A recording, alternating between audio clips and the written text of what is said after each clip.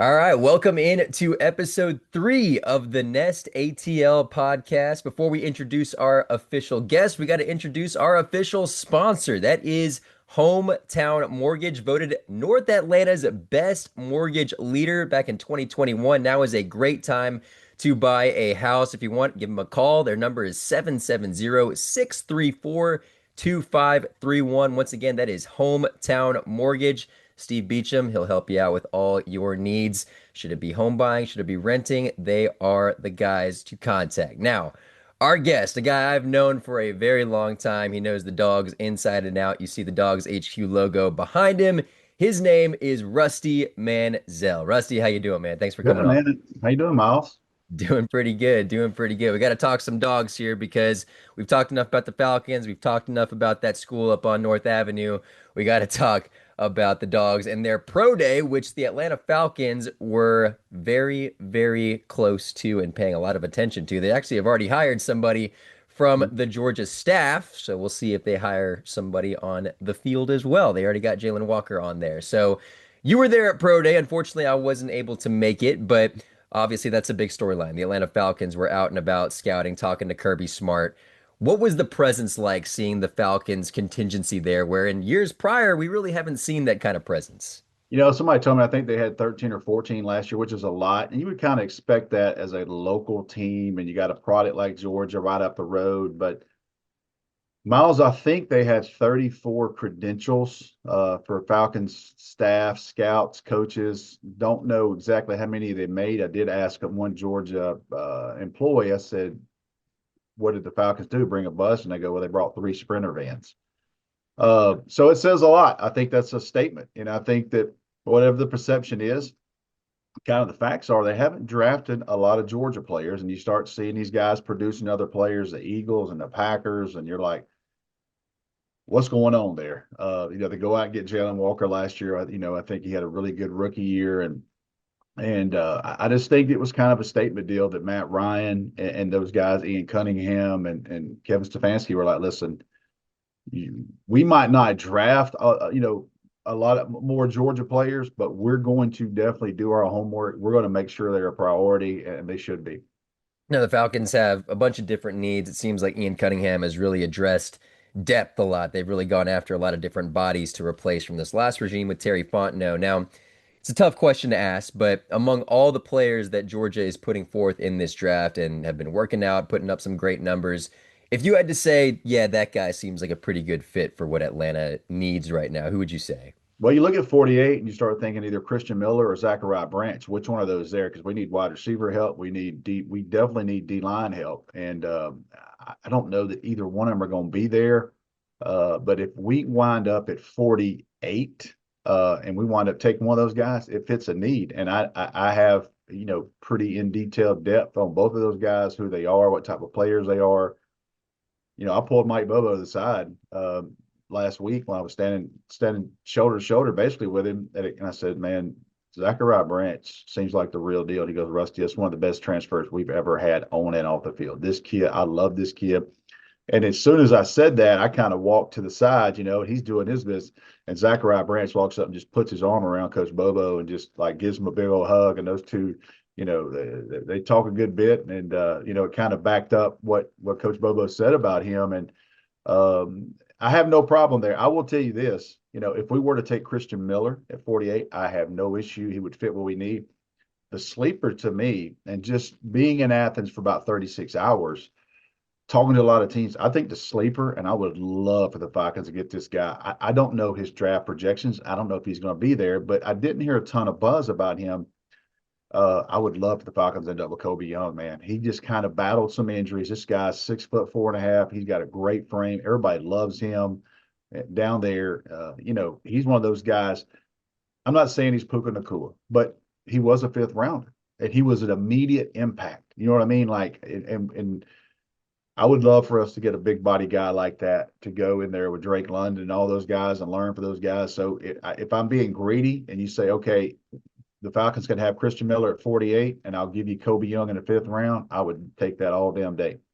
Yeah, no, you said it especially. It seems like the guys they've added, like Dotson and Zacchaeus, they've added some smaller guys, but not a Mhm. lot of big guys with Drake London now, and obviously you still have Kyle Pitts. So it seems like size could certainly be a good option. Now, another guy who had a pretty good pro day, I think improved his draft stock a lot, and I think maybe it's just a national perspective. I think you and I have covered this team. We know who these guys are, but Oscar Delp with that 40-yard dash time and kind of what he was able to do, sort of continuing on from the shadow of Brock Bowers, for lack of a better term, do you think he improved his draft stock a bit with that 40? Hell yeah, he did. So I was standing beside a AFC scout, and they're real secretive about what they share. Because to be honest with you, thankful Georgia, they let us really. That's the closest we've ever been, media up there.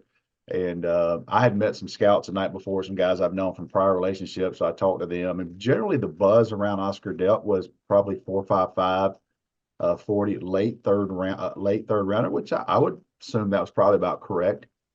I look when he ran by me, I thought, man, he's running pretty good, but you just never know. So there was a scout to my right, and I saw him say to the guy beside me, he goes 4.7. And I thought, damn, he's running faster than 4.7. I didn't say anything. I looked to the guy to the left of me who I knew, and I said, what Oscar Duck run? And he goes, he just ran really effing good. And I thought, wait a minute. Well, going back and thinking about it, the guy beside me to my right, he had him at 4.47. So, you know what I mean? He said 4.7, but he was telling the guy next to him, and Oh, I didn't think about that. I knew he ran better. I said he had to be running better than 4.7. He had him at 4.47. Generally, I talked to Oscar afterwards. He said the best one he heard was 4.44. He was anywhere from 4.44 to 4.51. But I know after he ran, there's five or six guys in line. Oscar peels off to the right. They don't tell you what you run. He walks over to his agent. His agent's got a phone in his hand. I know his agent was talking to somebody on the field, and they both look at his phone and they hug. And my man takes his shoes off, and I knew right then that he was good to go. That was the last 40 he was ever going to run the rest of his life. yeah, I bet so with that kind of numbers. The agents pretty happy after that one. Now again, we've already mentioned Zach Branch, we've mentioned Zachariah Branch, excuse me, Christian Miller and Oscar Delp. Is there anybody else from this draft class that you think some NFL team or I mean, obviously we know how good these guys are, but usually there's some diamond in the rough type guys. You mentioned Colby Young. Is there another guy that is a guy that Dylan you could be Bell, like Dylan pop Bell to out? me, Dylan Bell to me, because you start thinking about 6 round value. This guy can. I think Dylan Bell's a natural running back. I know why he's playing some wide receiver, but this guy's put together, and I just think this guy can do it all. He can play special teams. He's tough. He's physical. He'll block. I think he's a guy that's kind of flying on the radar too, and not just because of the team I cover. I'm speaking in facts right now. The value on a Georgia Bulldog player transitioning to the NFL has never been higher. It's not because of Jordan Davis. It's not because of Jalen Carter. It's because of those Nas Stackhouse, who goes makes as an undrafted free agent, makes the Packers. Chaz Chambliss, undrafted free agent. He goes and makes the Minnesota Vikings. Tate Ratledge is a day one starter. It's not the first rounders. Those guys have been producing. It's those guys in the late round. You go, you know what? We can take this kid from Georgia, or we can bring this guy in undrafted, and we know he can play special teams. We know he's tough. We're not going to have to, coach him hard. He knows how to handle that. And I think right now the value of a Georgia football player is as high as it's ever been. Yeah, it certainly seems that way. And going back to the team that Georgia will be putting on the field this upcoming fall, I think Georgia kind of surprised some people from the national perspective with what they were able to do this past year, going to the SEC championship game, making the playoff as one of the best teams in the entire country. But these guys are bringing back a lot of guys coming into this next season, obviously at the quarterback position. At running back, you get Nate Frazier, but they're really bringing back some new talent at wide receiver in the pass catching room. What is so special about that room right now? It seems like they've had a lot of guys waiting. They were redshirted last year that'll finally get to shine a little bit this year. I think going out and getting Isaiah Cannon, kid from Georgia Tech, that who you know well, a lot about him, big guy, kind of battled a growing injury right there at Georgia Tech, kind of hurt him the second half of that season last year with Haynes King and those guys. But how big he is, I think really he was kind of the guy once they brought him in. Once he was done, I think the statement by Georgia was not being more aggressive in the wide receivers, and that tells me two things. They Isaiah Canyon fit the role they were looking for with a bigger body guy, but the Talon Taylor, the freshman, true freshman last year, they love him. CJ Wiley, kid out of Milton, they love him. Landon Rolden, kid out of North Oconee, freshman, they loved him. London Humphreys is the guy that's going to step into that role. It told me they trusted their evaluation and what they know from their younger guys. So yes, it's going to be some newer names, but I think it's guys, it's their time. These guys were highly recruited. Talon Taylor was the last five-star wide receiver Georgia has signed since George Pickens. Hear a lot of buzz about him. So, you look at all these younger guys. You got Sokobe White out of Cass High School. This kid's kind of waited his turn too. So it told me when Georgia got Isaiah Canyon that they were like, okay, we got a guy that probably going to replace Kobe Young. We need that bigger body guy, that 205, 210-pound guy that can run. We go get him. And then we kept him from going to Ole Miss because, my Ole Miss guys kept saying, listen, if he gets off campus at Georgia, Ole Miss is going to get him. And I bet you Georgia knew that. And he never left campus. He was signed and done, never took that visit to Ole Miss. So that was a kind of under the radar recruitment. But if he winds up being kind of as good as the early buzz is in Athens, that was a big win for Georgia. But it also says a statement to me about how they feel about their young wide receivers. Yeah, no, it's certainly a very promising room, no doubt. And looking at Gunnar Stockton, he's coming back, he's had a full season of starting under his belt now. He's been under Carson for some time, and now it's his team. Where do you think the biggest growth from him will come that fans will actually see this season? Just proven. I mean, he had 24 touchdowns, 5 interceptions. He had some unbelievable games. He had some games where he was still learning. It's a totally different mindset because I mean, yes, he probably knew the job was his, but he hadn't went through the gauntlet of an SEC season. He hadn't stared down that schedule week to week on Monday morning, Miles, where he goes, I'm the guy. Again, we got to play Texas. We got to play Alabama. We got to play Ole Miss. I'm the guy. Oh, by the way, we got to play Ole Miss again. We got to play, we got to play Alabama again. Going through a complete off season, a complete schedule is invaluable to someone like Gunnar Stockton. You're always competing at Georgia, but he clearly is the guy right now, and he'll have the entire off season to where the team knows who he is, what his strengths are, what he needs to work on. And I'll say this, and it's not just on Gunnar Stockton, but the measuring stick now in college football, Miles, is can you win 3 in January? That's it. Like, can Gunnar Stockton, can the Georgia Bulldogs win 3 games in January? And they had a great year and they had a great team and they're SEC champions and they won some big games. Tell people all the time, they beat everybody they faced.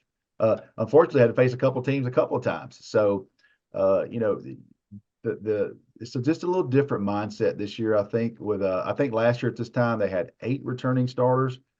And really, on paper, some people are going to say 14. I'm going to say 15 starters because I feel like Juan Gaston started enough last year. This team really is returning with 15 returning starters and a lot of depth. A lot of guys have played a lot of football at Georgia. Kind of a different mindset going into this season. Absolutely. And you're a guy who's as plugged in as far as transfer portal recruiting than anybody. And the reigning Heisman winner, the presumptive #1 overall pick, Fernando Mendoza, he recently was giving an interview and said that it was between Indiana and Georgia. Like it was right there. Can you Yep. vouch for that and say how close that actually was? I've actually seen a picture of Fernando Mendoza and Zachariah Branch at dinner at Kirby Smart's house. And boy, that one, I would imagine Kirby probably stares at that one every now and then a little bit to think, what if? Yeah, he certainly, listen, on Dogs HQ, we had a piece ready. We had a piece written with Fernando Mendoza committing to Georgia. I mean, it was that close. And the thing I like about that too was Gunnar Stockton never flinched. Like he didn't, you bring this guy in, I'm competing. I've waited long enough. I'm going to compete with whoever you bring in. And listen, Fernando Mendoza obviously made the right choice for him. He goes and plays with his brother. They have a historical year. They had a freaking great team. He had a great year and they won a national championship.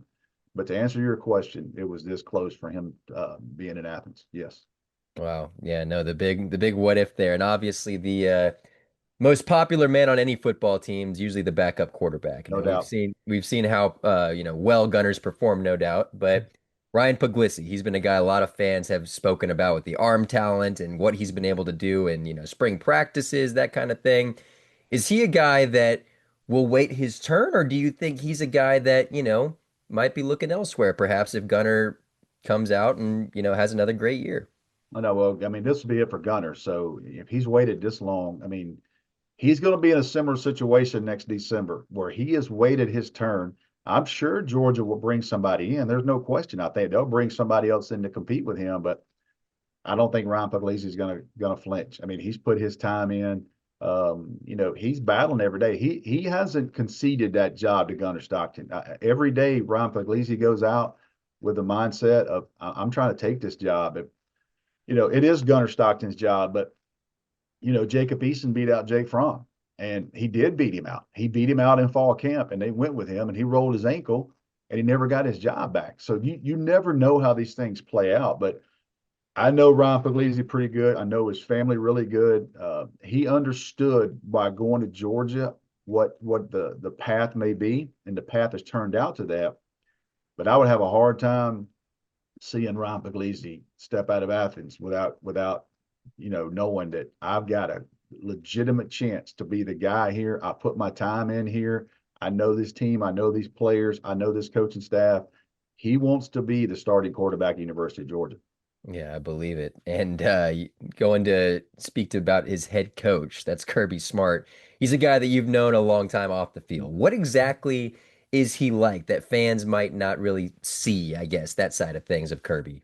I get that question a lot, man. And the way I answer it is he's human. You know what I mean? Like people that know Kirby that like go to a practice like now that's what people know him as. The guy on the mic and the intensity and the energy, and that's who he is. But Kirby is able to turn that switch off and what I would say be a human, and very, very close with his family, very engaged with his family. He and Mary Beth, you know, she knows the calendar and she knows when football slows down and they're going to spend some time and they do all those things. But I think Kirby does a good job of going home and being present, not just being there, but like being present with his kids and his wife. And they're big into watching TV shows and series and stuff like that. And I think people don't realize how big of just a human he is. Uh, I tell people, do you think this guy is not a great recruiter? You think he can sit in there with a mom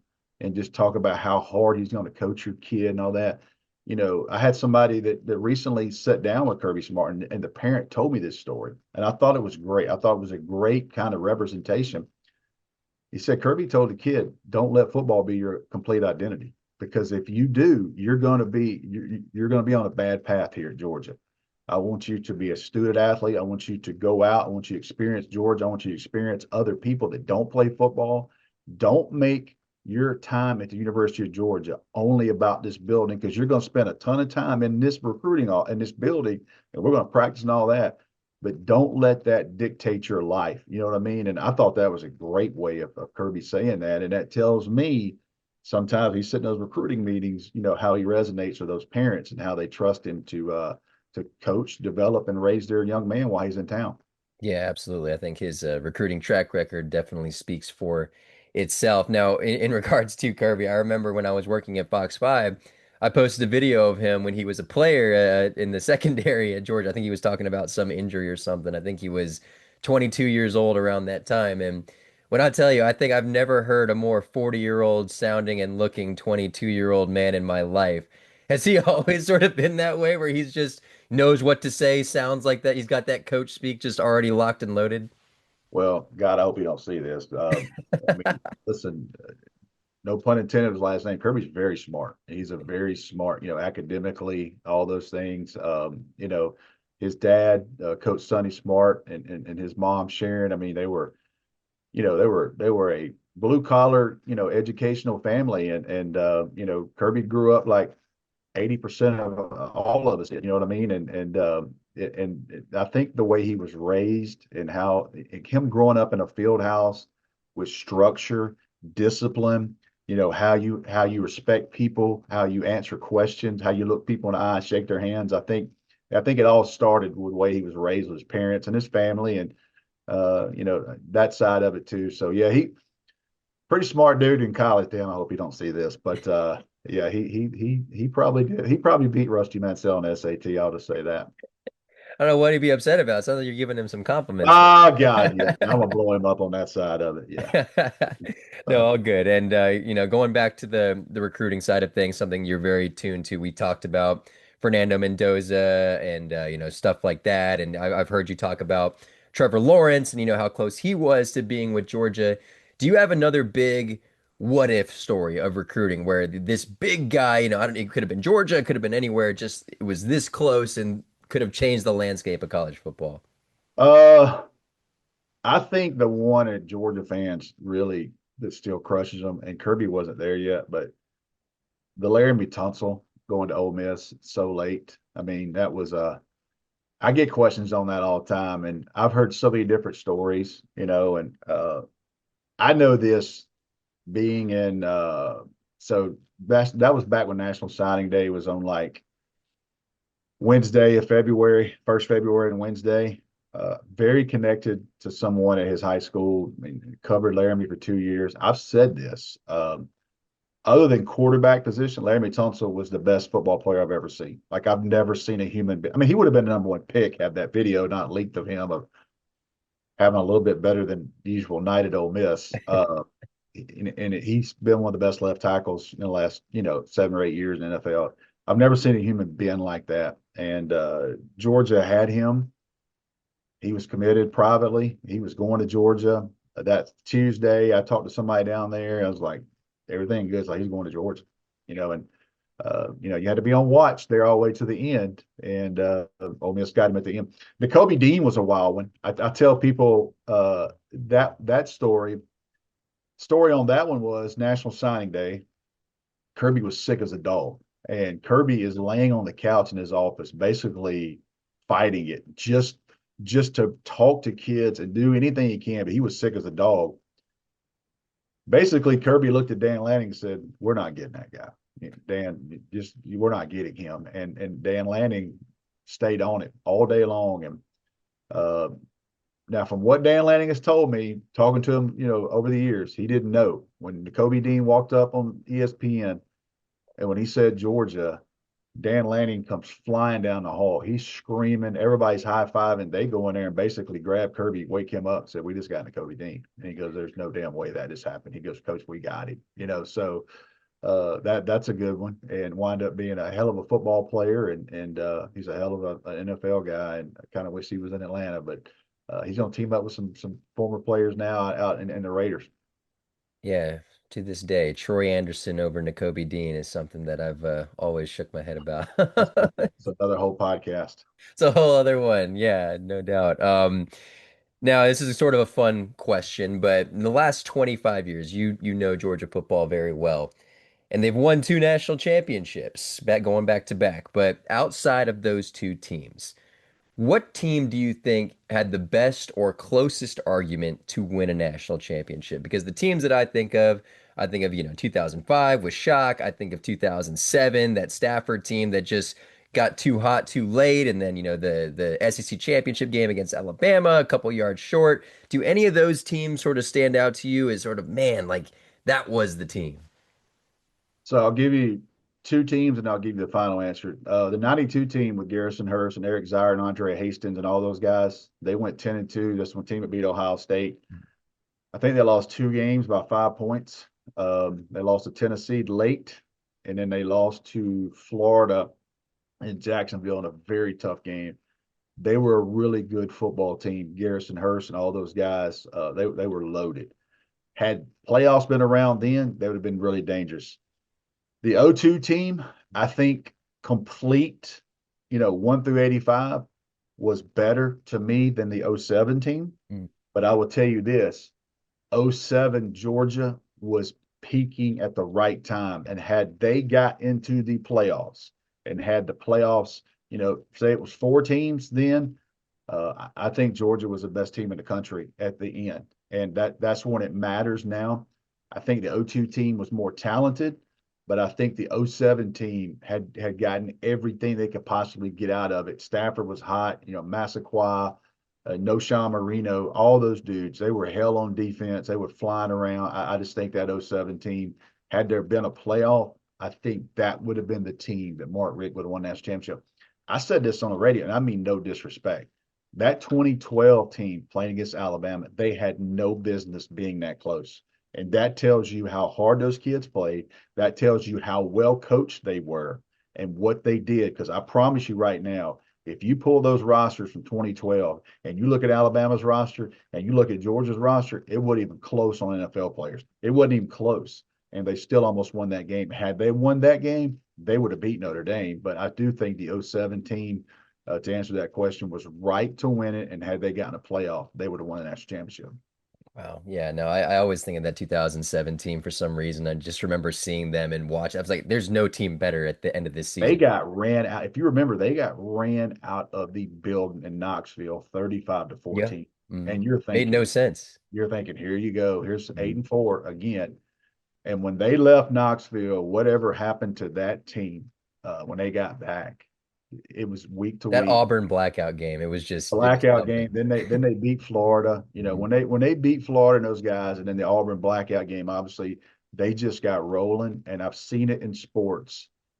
When you get hot at the end, and when it's particularly when there's a playoff bracket involved, like Indiana got hot at the end, and Ohio State last year got hot at the end. I think Georgia '07. I think they would have ran. I think they would have ran it. Yeah, no, I believe it. I believe it. That 017 was certainly very special. Now, wrapping this up, kind of looking forward to this upcoming season. Who do you think is one of the biggest threats? Because obviously we think Georgia, I think personally at least, I don't know about you, but I think Georgia is going to once again be right up there in the conversation of being an SEC contender. But who do you think is probably the biggest threat right now in the SEC outside of Georgia? Well, you look at the big spenders, man. You look at Texas and LSU. Like, you always think Alabama's going to be tough. You got some new quarterbacks at, Tennessee, new coaching staff at Auburn. South Carolina's already getting hit by the injury bug with the tackles being out, even with Norris Sellers and Dylan Stewart and all those guys. I kind of think you look at Florida with a coaching turnover, where they're going to be. I think right now, Texas and LSU and Ole Miss, obviously, the Trinidad Chambliss deal will be that, if I anticipate him playing, they're going to be hell on wheels again. But this also be, Pete Golden complete all season. Where is he at? How does he handle the gauntlet of having to do the day to day everything? And where are they at roster wise? Because they're going to be really good again. And Georgia goes back over there. I think, to me, you look at Ole Miss, Texas, and LSU. I think the Will Muschamp hiring at Texas is gonna say a lot. Like, because I think Texas didn't really win those what I call phone booth games. Like when they got hit in the mouth, like when they got hit it straight in the mouth, and a couple of times by Georgia, they weren't able to answer, and then Georgia ran them out of the building in the second half in Athens last year. What does Will Muschamp bring? Does he bring that toughness factor to them? And that's what Will's known for. And they went and spent. So it will be real interesting what he does defensively with them. And they went and spent in the portal, and they got Cam Coleman, and they got Hollywood Smothers and all these guys. So to me, there's no team in America right now that's all in on this season like Texas. Yeah, and speaking to that, this is more of a personal question, but also I think pertinent to that topic. Arch Manning, it seems like ever since he was the recruit, it's been, the presumptive number one overall pick Yep. 5 years down the road. And he's looked good, certainly in flashes, but I think he hasn't necessarily lived up to that Trevor Lawrence-esque type recruit and player that I think people expected. Is he absolutely legit of being that number one type guy, or is it just sort of riding off a name at this point? No, I think Arch Manning was on a path. I think that the way his family handled him was right. I mean, he didn't play the best competition there, and it is what it is. And he needed some time. I think he's gotten it. I think he got better as the year went on. Now, I think he's a really good quarterback, but is he a first rounder? Is he a national championship? Is he a guy that can win 3 games in January? Don't know that yet because Texas hadn't been there. He hasn't been through that gauntlet of the playoffs and stuff. So we will see here with him starting what he can do. I think his tools are there. I think they've surrounded him with some pieces. The early buzz on Cam Coleman is, oof.